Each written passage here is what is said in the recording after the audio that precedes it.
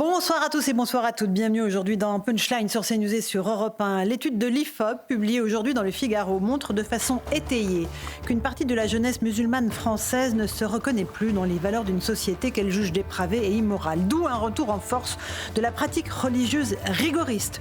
Le port du voile qui se multiplie chez les jeunes femmes. Elle serait près d'1 sur 2 à le porter aujourd'hui. La non-consommation d'alcool ou de drogue, mais aussi la fréquentation assidue des lieux de culte, le respect strict des règles alimentaires, le halal et le jeûne du ramadan, le refus aussi de serrer la main ou d'avoir le moindre contact avec des personnes de sexe opposé, ce qui est problématique.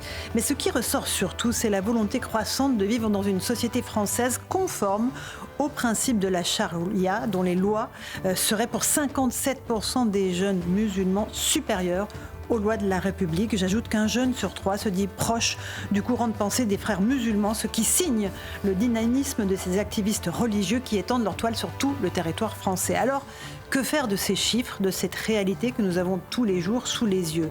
Pousser des cris d'orfraie ou lancer des anathèmes ne suffira pas. Le mouvement est enclenché profondément dans la jeunesse de France, où l'on note aussi une hausse des engagements religieux côté catholique et juif.